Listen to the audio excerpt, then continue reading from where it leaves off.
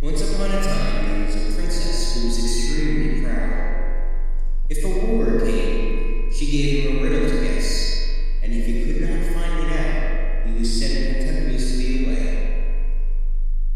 She let it be made known that whoever solved her riddle should marry her, no matter who he might be. At length, three tailors fell in with each other. The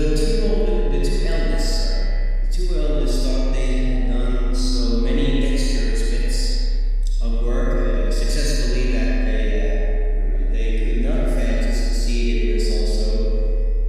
The third did not even know his trade, but thought he must have some luck in this venture. For where else would it come from? Then the two others said to him, "Just stay at home. Thou canst not do much with thy little bit of understanding." The little tailor, however, did not let himself be discouraged, and said he had set his head to work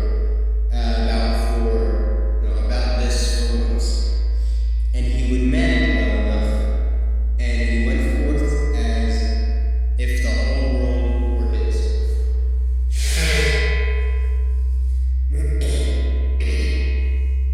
All three announced themselves to the princess, and said she was to propound her riddle to them, and that the right persons were now come who had understanding so fine that they could not be threaded in a needle.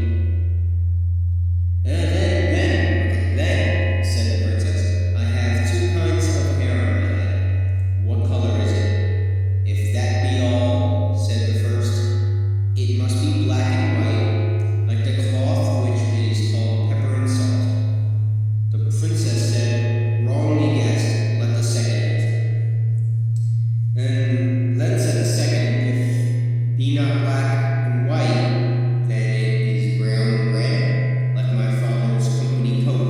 "Wrongly guessed," said the princess. Of the third, give the answer, for I see very well he knows it for certain. Then the little tailor stepped boldly forth and said, "The princess had a silver and golden hair on her head, and those are the two different colors."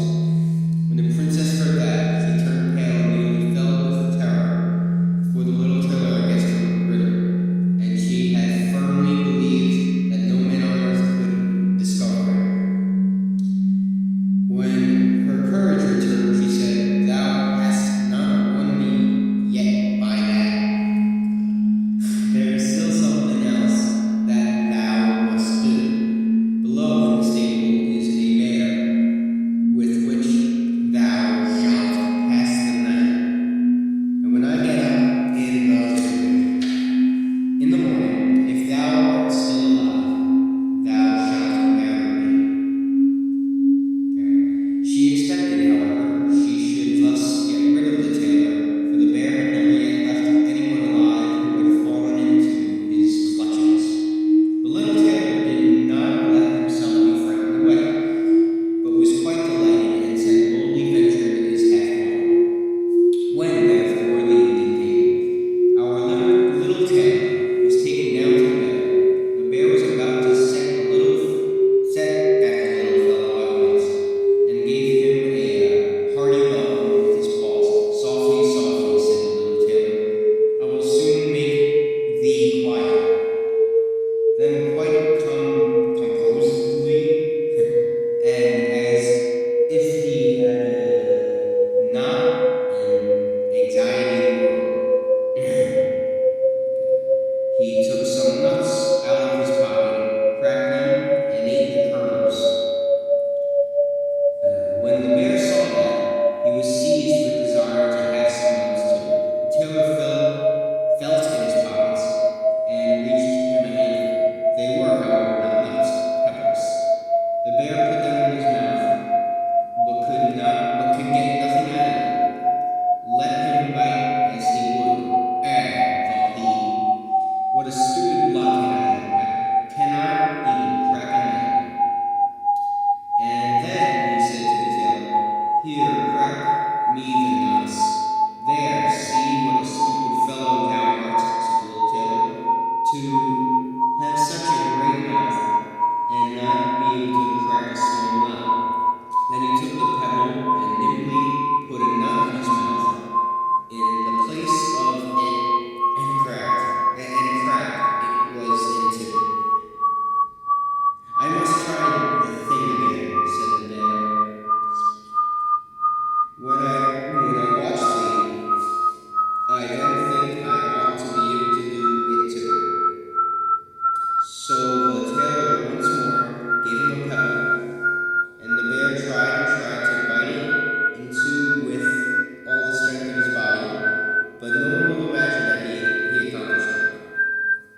When that was over, the tailor took out a violin from beneath his coat and played a piece on it to himself.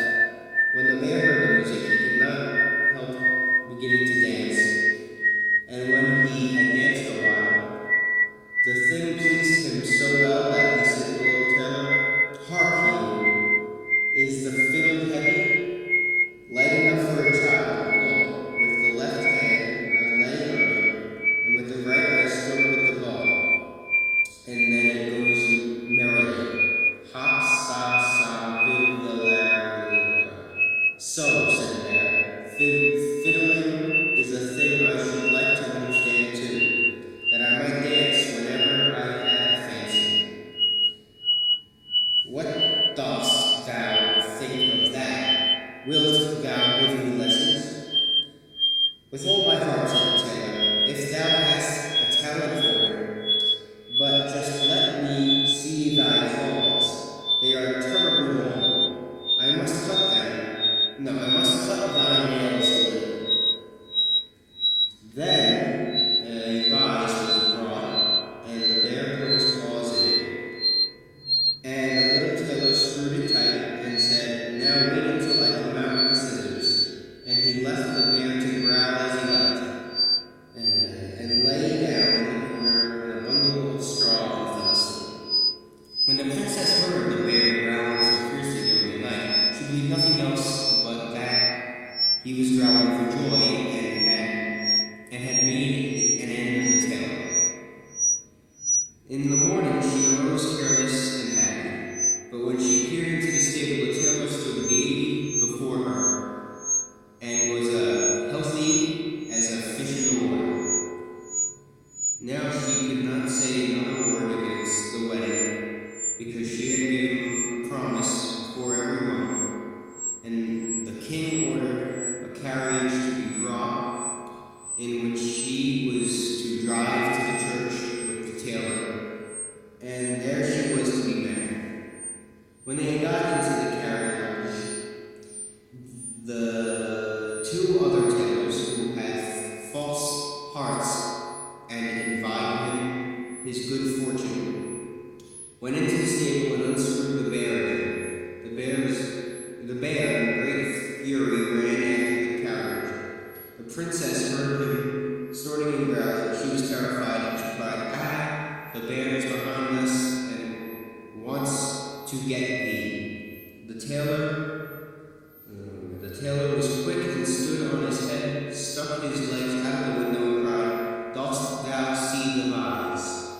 If thou dost not be off, thou shalt be put into it again."